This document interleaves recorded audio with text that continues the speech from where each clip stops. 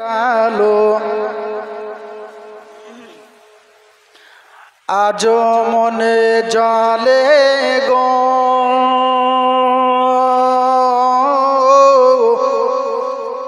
ওরে সেই অপরূপ রূপের আলো আজো মনে জলে গো আর সেই সুমধুর স্মৃতির দোলায় ও গো আমার হৃদয়ে দোলে গো সেই যে কবে তোমার সাথে ও গো প্রথম পরিচয়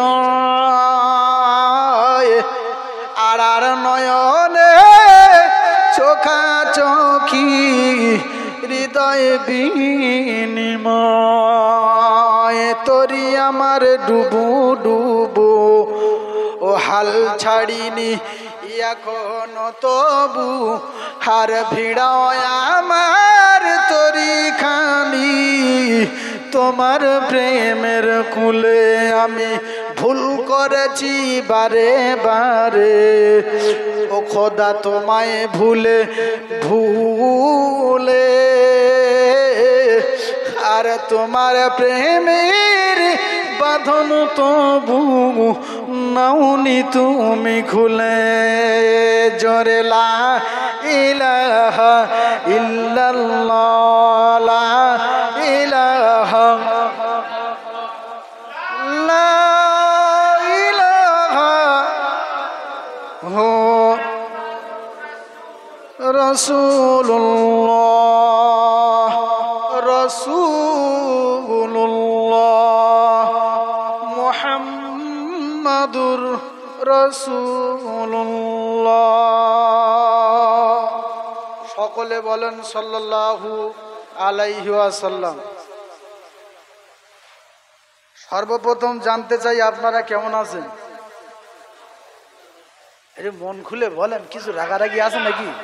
হ্যাঁ, আমার মনে হয় এই সোমনাথলা গ্রামে আমার কারোর সঙ্গে কোনো বিবাদ নেই, ঝগড়া নেই, ঝামেলা নেই, জায়গা জমি নিয়ে, ব্যবসা নিয়ে, লেনদেন নিয়ে কোনো সমস্যা নেই। তাহলে আলহামদুলিল্লাহ বলবেন, সালামের উত্তর দেবেন, ভালো লাগবে।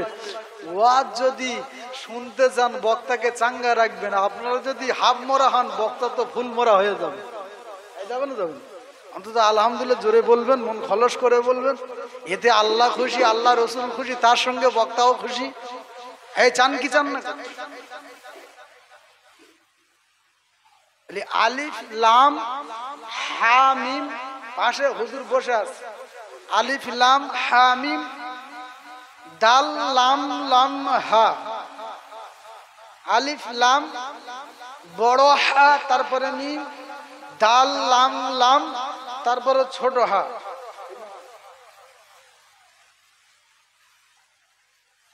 এই যে 8টা অক্ষর আলহামদুলিল্লাহ, আমরা বুঝি না বলে সব জায়গায় মার খেয়ে গুড়িয়ে যাচ্ছে। আমরা জানি না বলে সব জায়গায় লজ করে বেরিয়ে আসছে। যদি আমরা পরিপূর্ণ জানতাম ইসলাম কি চাচ্ছে কি, আর আমার কাছে ইসলাম চেয়েছেনটা কি, আর এর থেকে ফায়দা কিভাবে নিতে হবে, তাহলে বিশ্বাস করেন এই 1,500 বছর পরে মুসলমান নেকির ওজনটা অন্তত ভারীর জায়গায় রেখে দিতে পারত, আমালের জায়গাটা অনেক বাড়িয়ে নিতে পারত। পারে না কেন?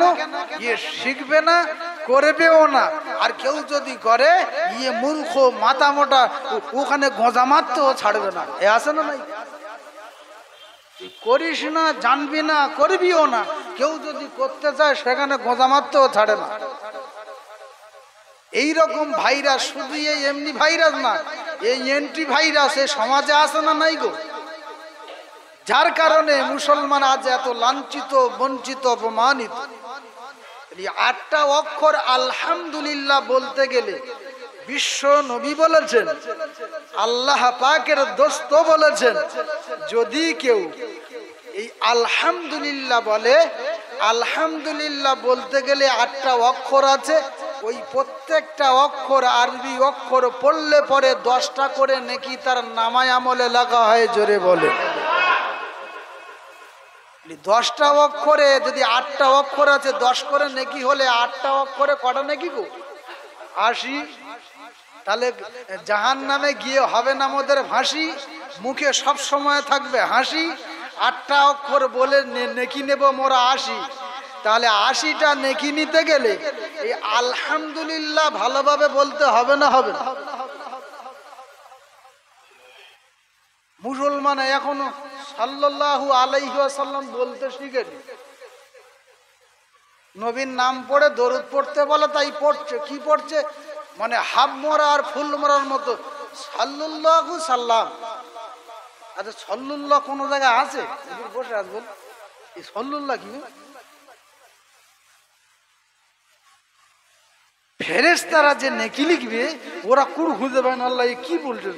এই সাল্লাল্লাহ ভালো করে বলেন সাল্লাল্লাহ।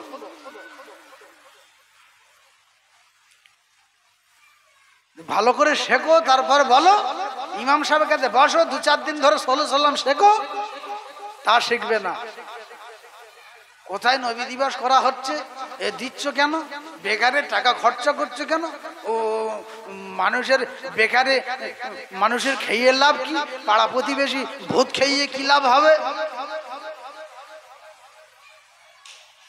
নামাজনি, রোজানি, কুলনি, কলমানি, উত্তরনি, দক্ষিণনি, পেশাব করে পানিনি, যত ফরজ সব ছাড়া। আচ্ছা ওয়াজ করা কি বলেন? নবী করেছেন, বায়ান করেছেন, ওয়াজ করা শোনা মোস্তাহাব।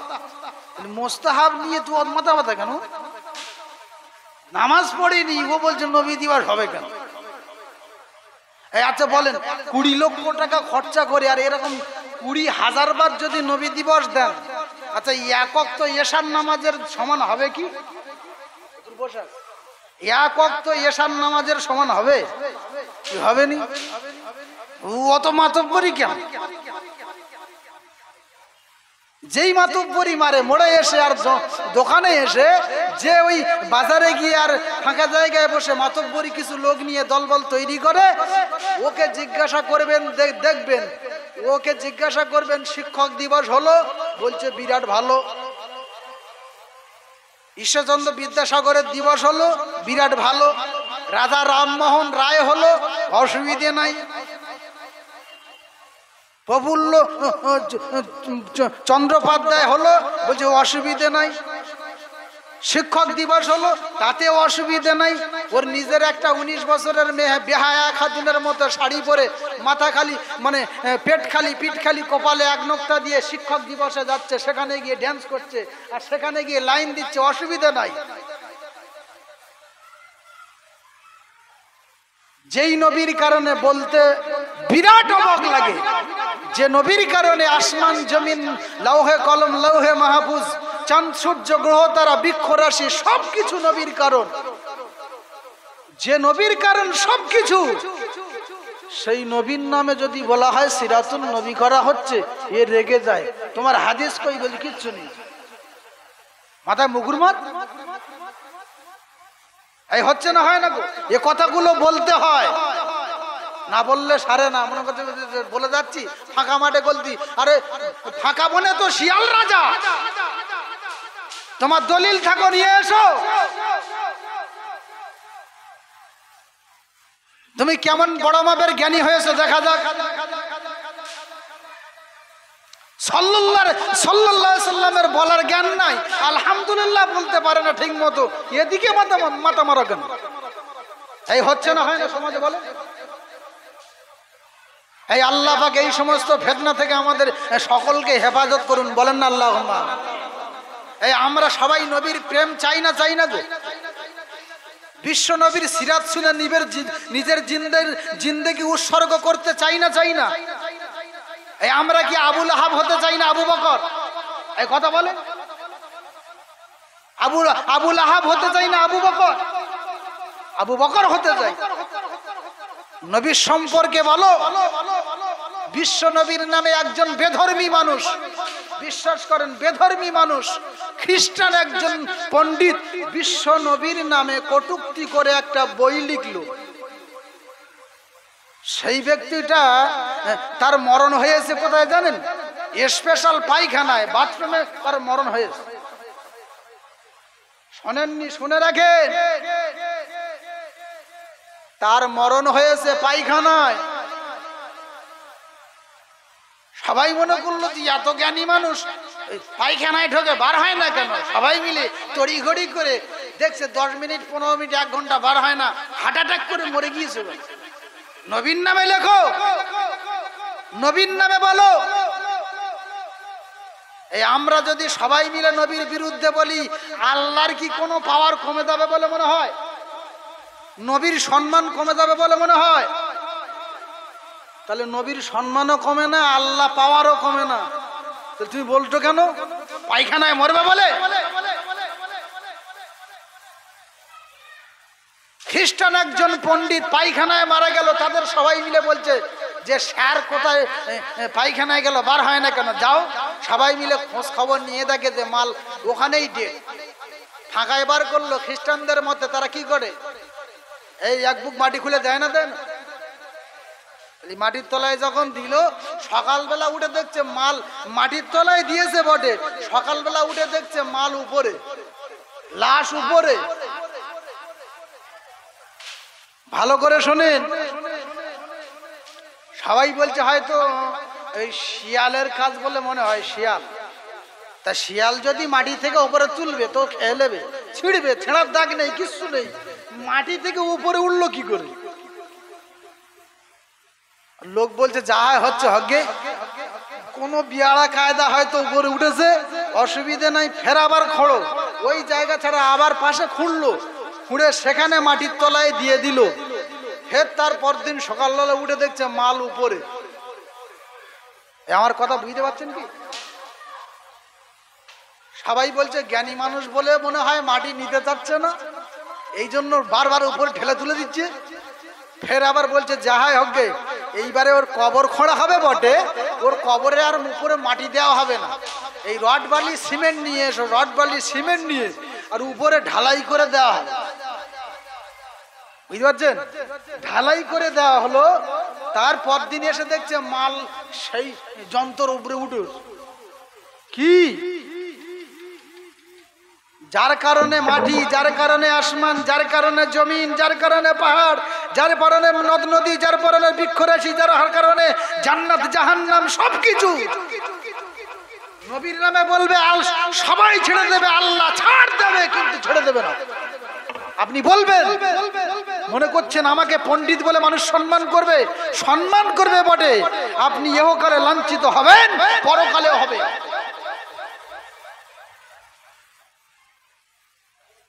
সবাই বুঝতে পারলো কি বললো? একজন ওলামার কাছে যাওয়া হলো, বলছে গিয়ে দেখি একটু কোনো কায়দা কানুন পাওয়া যায় কিনা। গিয়ে বলছে হুজুর একটু কাজ বাদিয়ে দেন। হুজুর বলতেছে এর কাজ কোনো প্রকারেই হবে না, 3 বার দিয়েছেন মাটি নেয়নি, ঠেলে তুলে দিয়েছে। মাটি বলছে যত বড় পণ্ডিত হও না কেন, যত বড় মাতব্বর হও না কেন, যত বড় ভৌগোলিক হোক না কেন, যত বড় ঐতিহাসিক হও না কেন, তোমার কোনো দাম নাই যদি নবী তোমার উপরে খুশি না থাকে। তাহলে তার কবর যদি, তার মাটি যদি তার লাশটা গ্রহণ না করে, আমি অত মাতব্বরই মারবে কেন? তোমার মাথায় গোবর পোকা হয়েছে? হ্যাঁ, এই আল্লাহ আমাদের সকলকে হেফাজত করুন, বল আল্লাহুম্মা আমিন। হ্যাঁ বলেন না আল্লাহুম্মা আমিন। একবার সকলে জান খুলে দরুদ শরীফ পড়েন, আল্লাহুম্মা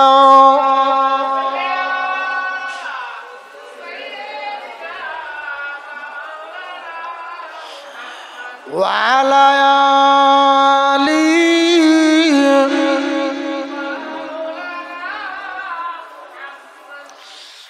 আকাশের চাঁদের কিরণ, নবীজি তোমার কারণ, তুমি না আসলি ধরা হয়ে যেত সব কারণ। আকাশের চাঁদের কিরণ, নবীজি তোমার কারণ, তুমি না আসলি ধরা সব অকারণ, আকাশের চাঁদের কিরণ, সূর্যের ওই উজ্জ্বলতা, নীলিমায় বলছে কথা, ডালে বসে বলছে তোতা, সবই কিছু তোমার কারণ, আকাশের চাঁদের কিরণ, নবীজি তোমার কারণ, তুমি না আসলে ধরায় হয়ে যেত সব কারণ, আকাশের চাঁদের কিরণ। জোরে বলেন সুবহানাল্লাহ, আর একটু জোরে বলেন সুবহানাল্লাহ। একবার তাকবীর দেন, জান খুলে নারে তাকবীর। এই হৃদয় থেকে জোরসে আওয়াজ করে বলেন নারে তাকবীর। বাপ বেটা মিলে তাকবীর দেন, নারে তাকবীর। দাদু আর নাতি মিলে তাকবীর দেন, নারে তাকবীর। বিশ্ব নবী দিবস বলেন জিন্দাবাদ, আর একটু জোরে বলেন জিন্দাবাদ। সিরাতুন নবী বলেন জিন্দাবাদ, ঈদে মিলাদুন নবী বলেন জিন্দাবাদ, কমিটিগণ বলেন জিন্দাবাদ, নারে তাকবীর।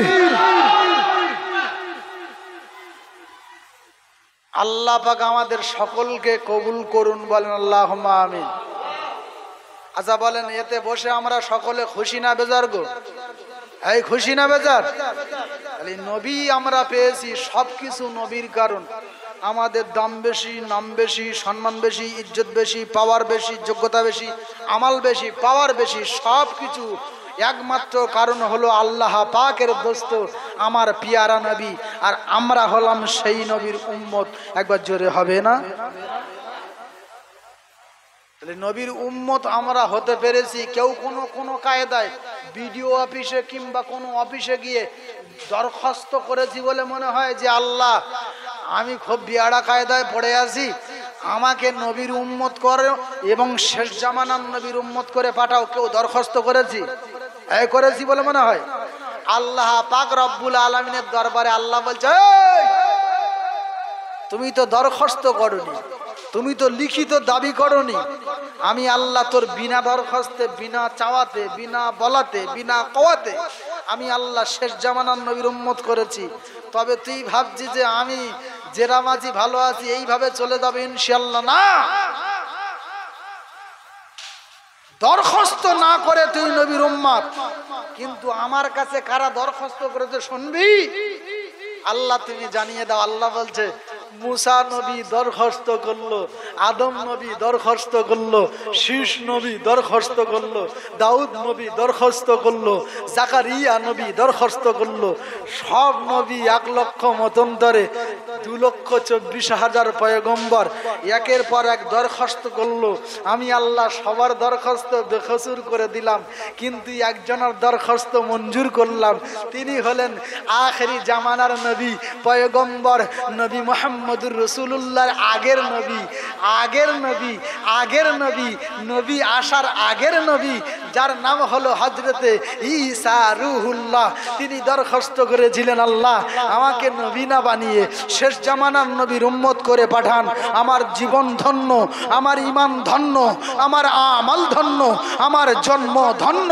আল্লাহ বলছেন, ঈসা সবার দরখাস্ত বেকসুর পার করে দিয়েছি, কেটে দিয়েছি, লাল কালি ফেলেছি, কিন্তু তুমি যখন দরখাস্ত করেছো আমি আল্লাহ ঈসা তোমার দরখাস্ত মঞ্জুর করলাম। তুমি নবী করে পাঠিয়েছি, তোমার পছন্দ নয়, ওই নবীর উম্মত হতে চাও, আমার দোস্তর উম্মত হতে চাও, আমি আল্লাহ খুশি, আমি আল্লাহ রাজি। ঈসা তবে তোমাকে আখেরি জামানার নবীর উম্মত করে পাঠাবো, শেষ জামানার নবীর উম্মত করে পাঠিয়ে দেব। একবার জোরে হবে না সুবহানাল্লাহ? আর একটু স্লো করে হবে না সুবহানাল্লাহ? আমাদের মতো সলিমউদ্দিন আব্দুর রহমান বিনা দরখাস্তে পেয়েছি। তাহলে নবী দিবসের আলোচনা, এখানে নবী দিবসের কথা বলতে হবে। সিরাতুন নবী, নবীর সিরাত সম্পর্কে আলোচনা করতে হবে। ও ও সোনামানিকেরা, ও নওজোয়ান যুবকেরা, আমরা যদি এখান থেকে নবীর জীবনী শোনার পরে, বিশ্ব নবীর সিরত সম্পর্কে জানার পরে, আমি কোরআনের একটা আয়াত আপনাদের কাছে এমনি করে পেশ করেছি। আল্লাহ পাক রব্বুল আলামিন জানালেন, লাকাদ কানা লাকুম ফি রাসূলিল্লাহি উসওয়াতুন হাসানাহ। একটা কোরআন শরীফের এক একটা আয়াত পড়লে 10টা নেকি এবং শুনলেও 10টা নেকি, 2টা পড়লে 20টা নেকি। আল্লাহ পাক রব্বুল আলামিন এই আয়াতের মাধ্যমে জানিয়ে দিয়ে দিলেন, হে পৃথিবীর মানুষ, তোমরা শুনে নাও, জেনে নাও, তোমরা শুনে নাও, জেনে নাও, আমি আল্লাহ তোমাদের কাছে উত্তম একটা আদর্শবান, উত্তম একটা চরিত্রবান, উত্তম একটা মহাব্বতের মানুষ, উত্তম একটা ভালোবাসার মানুষ, উত্তম একটা চরিত্রের মানুষ, তোমাদের কাছে উত্তম আদর্শবান মানুষ পাঠিয়েছি, যার নাম হলো রাসূলুল্লাহি উসওয়াতুন হাসানাহ। তোমাদের কাছে এমন একজন রসুল পাঠিয়েছি, যে রসুলটা তোমাদের কাছে উত্তম আদর্শে আদর্শিত। তোমরা যদি ওই আদর্শে আদর্শিত হতে পারো, তোমরা যদি আমার রসুলের ইত্তেবা করতে পারো, ওয়াগফির লাকুম যুনুবাকুম ওয়াল্লাহু গফুরুর রহিম। ও সোনামানি, তোমরা যদি ওই নবীর আদর্শে আদর্শিত হতে পারো, আমার হাবিবের ইত্তেবা করতে পারো, আমি আল্লাহ জানিয়ে দিয়ে দিলাম, তোমরা, আমি আল্লাহ তোমাদেরকে ওয়াগফির লাকুম যুনুবাকুম, বিগত জিন্দেগির গুনাহ খাতা, আল্লাহু গফুরুর রহিম, আমি আল্লাহ পাক তোমাদের বিগত জিন্দেগির গুনাহ খাতা মাফ করে দেব। জোরে বলেন। তাহলে রসুল হলো আদর্শ, নবীর আদর্শ মেনে নিতে হবে। নবীর সিরাত সম্পর্কে জানলে হবে না, নবীর মিলাদ শুধু শুনলে হবে না। এখানে কথা হলো, যদি আপনি জানেন, যদি আপনি শোনেন, এর নাম কিন্তু ঈমান না। যদি ঈমান হতো জানার নাম, তাহলে আমাদের চেয়েও 1 নম্বরে আবু জেহেল, আবু লাহাব 1 নম্বর ঈমানওয়ালা হয়ে যেত। ঠিক না বেঠিক? এই আমাদের চেয়ে আবু জেহেল জানতো কম কি? এই নবীর দেখেছিল না দেখে নাই গো? নবীর মুখে কোরআন শুনেছিল না শোনে নাই? তাহলে আমরা যদি মনে করি নবীর সিরাত বারবার দেবো, নামাজ পড়বো না, কোরআন পড়বো না, আলেম ওলামার মহাব্বত করবো না, বিশ্ব নবী সাল্লাল্লাহু আলাইহি সাল্লামের যে সুন্নাত এগুলো মানবো না, যদি আমরা এরকম করে যাই, বলেন আবু জেহেল সে আমাদের চেয়ে এর চেয়ে বেশি জানতো নবী উত্তম আদর্শে আদর্শিত, তাহলে সে মানে নাই, জেনেছিল শুনেছিল, মানে নাই বলে সে ঈমানওয়ালা হতে পারে। এখানে জানার নাম কিন্তু ঈমান নয়, এখানে জানার নাম কিন্তু ঈমান নয়, এখানে শোনার নাম কিন্তু ঈমান নয়। যদি জানার নাম ঈমান হতো, আবু লাহাব 1 নম্বর ঈমানওয়ালা হতো। যদি জানার নাম ঈমানওয়ালা হতো, তাহলে আবু জেহেল 1 নম্বর হয়ে যেত। যদি জানার নাম ঈমানওয়ালা হতো, তাহলে গ্রীশচন্দ্র সেন 1 নম্বরে দাঁড়িয়ে যেত। ও সোনামানি, আমি আপনাদেরকে জানিয়ে দিতে চাই, গিরিশচন্দ্র সেন এমন একজন পণ্ডিত মানুষ, যার বাড়িটা হলো বাংলাদেশের জমিনে। ওই গিরিশচন্দ্র সেন যখন পৃথিবীর জমিনে সব জায়গায় তিনি ঘুরলেন, সমস্ত ধর্ম রিসার্চ করলেন, সমস্ত কিতাবগুলি পড়লেন, বাইবেল, কোরআন, ত্রিপিটক, বইবেল এমনি করে পৃথিবীর পৃথিবীর জমিনে যত কিতাব আছে বাবা, সব কিতাবগুলি এমনি করে গিরিশচন্দ্র সেন পড়ে নিলেন। কিন্তু গিরিশচন্দ্র সেনের মনে তৃপ্তি নাই, গিরিশচন্দ্র সেনের মনেতে এমনি করে আনন্দ হলো না। কারণটা কি? কারণটা কি? গিরিশচন্দ্র সেন বললেন, সারা পৃথিবী ভ্রমণ করলাম, সারা পৃথিবীতে যত ধর্ম আছে ৩,৫০০-এর বেশি ধর্ম, সব ধর্মগুলি আমি রিচার্জ করে দেখলাম। আমি পণ্ডিত হওয়ার পরেও আমার মনে আনন্দ নাই, আমার মনে তৃপ্তি নাই। কারণটা কি? ও সোনা মানিকেরা, জন যুবকেরা, একটু ঠান্ডা মাথায় বোঝার চেষ্টা করেন রসুল কেমন আদর্শে আদর্শিত। নবীর কথা শুনলে ইমানওয়ালা নয়, এমনি করে জানলে ইমানওয়ালা নয়। মানার নাম হলো ঈমান। গিরিশচন্দ্র সেন সব কিতাব ছেড়ে দিলেন, পেছনে ফেললেন, সব কিতাবগুলি বন্ধ করে দিলেন। গিরিশচন্দ্র সেন এইবারে ভাবলেন কোন কিতাব ধরা যায়, আর কোন কিতাব বাকি আছে। শেষের বেলা গিরিশচন্দ্র সেন চিন্তা করলেন, সব কিতাব তো দেখলাম, কিন্তু একটা মাত্র কিতাব, শুধুমাত্র কিতাব, স্রেফ মাত্র কিতাব, একটাই কিতাব বাকি আছে। ওই কিতাবটার নাম হলো কোরআন। গিরিশচন্দ্র সেন এইবারে কোরআন খুলবেন, ও তো বেধর্মী, কোরআন খুলবে কি করে? কায়দা কানুন শিখলেন, কোরআন জানলেন, কায়দাও পড়লেন। কোরআন পড়ার পরে গিরিশচন্দ্র সেন কোরআন পড়ে যাচ্ছেন, 1 পারা, 2 পারা, 3 পারা, 4 পারা, 5 পারা, পড়তে ও সোনামানিক, পড়তে গিরিশচন্দ্র সেন 30 পারা যখন ফেরা মেরে দিল, মনে একটা তৃপ্তি জেগে গেল। গিরিশচন্দ্র সেন এইবারে ভাবলেন, এই কোরআন যদি এত ভালো, কোরআন যদি এত সুন্দর, কোরআন যদি এত মধুর, কোরআনের তেলাওয়াত এত সাললিত, কোরআনের তেলাওয়াত যত এত মধুর, এত চমৎকার কিতাব, পৃথিবীর সব ধর্ম খুললাম, হলো না। কিন্তু আমি এইবারে পেয়ে গেলাম। ও সোনামানি, ও নওজোয়ান যুবকেরা, একটু ঠান্ডা মাথায় বোঝার চেষ্টা করুন।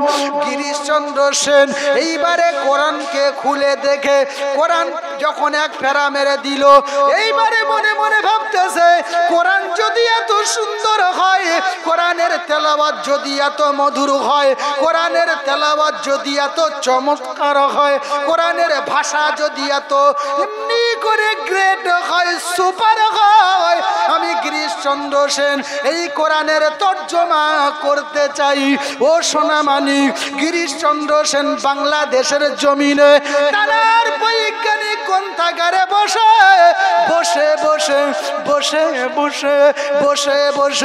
তেলাওয়াতকৃত কোরআনকে মানে লিখতে আরম্ভ করলো, তর্জমা করতে আরম্ভ করলো।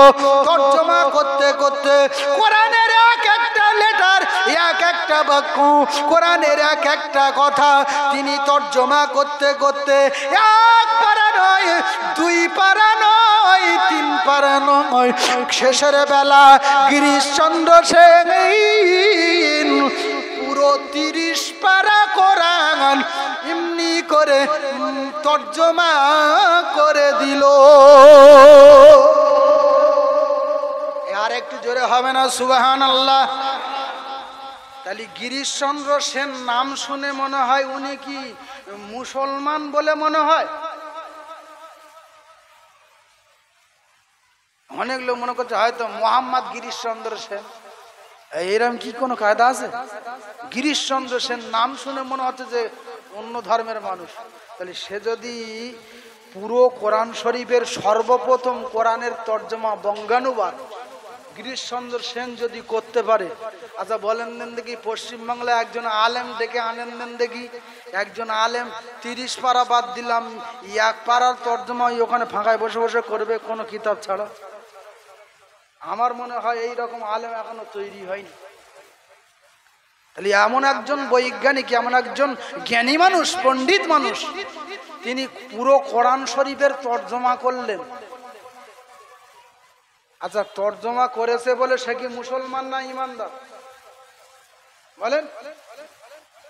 কোন হাদিসে, কোন কিতাবে, কোন পুস্তকে, কোন কিতাবেতে লেখা নাই কোন বৈজ্ঞানিক, কোন হাফেজ, কোন কারি, কোন মাওলানা, কোন মুফতি, কোন শাইখুল হাদিস আজও পর্যন্ত লিখতে পারে নাই এই ব্যক্তি কোরআন শরীফ তর্জমা করেছে এ জান্নাতি জান্নাতি জান্নাতি। না না না, জান্নাত তো সোজা না, জান্নাত তো সোজা না। জান্নাতি হতে গেলে 1 নম্বরে ঈমানের পাওয়ার আনতে হবে। আল্লাহ পাক জানিয়ে দিয়ে দিলেন, এজন্য তোমাদের কাছে আমি আল্লাহ উত্তম আদর্শে আদর্শিত করেছি আমার নবী, আপনার নবী, নবী মুহাম্মদুর রাসূলুল্লাহ।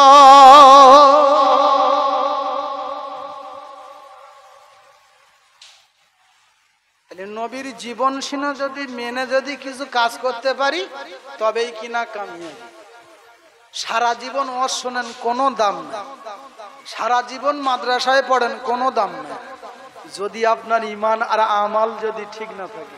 ঠিক না বেঠিক? ঈমান নাই, মাদ্রাসা বানিয়েছেন 10 তলা, কোনো দাম নেই। ঈমান নাই, 10টা ছেলে জায়গিরি মাদ্রাসা পড়াচ্ছেন, কোনো দাম নেই। হুজুর তো বসে বিশ্বাস করেন। ঈমান হলো গন্ডি, ওই গন্ডির ভিতরে ঢুকে কাজ করতে পারলে তবেই কিনা নাম। আপনি ছাতার বাইরে যদি দাঁড়িয়ে আর মুষলধারা বৃষ্টি হচ্ছে বলতে হুজুর ভিজে যাচ্ছি, মাথা মোটা মাথায় মুকুর মার, বারবার বলছি ভিতরে আয় ভিতরে আয় ভিতরে আয়, শোনে না। বাইরে দাঁড়িয়ে আর বলতে হুজুর ভিজে যাচ্ছে। এই সুলাইমান নবী তিনি বাদশাহিত্ব পেয়েছিলেন, আমাদের অবস্থা কিরম দেখে।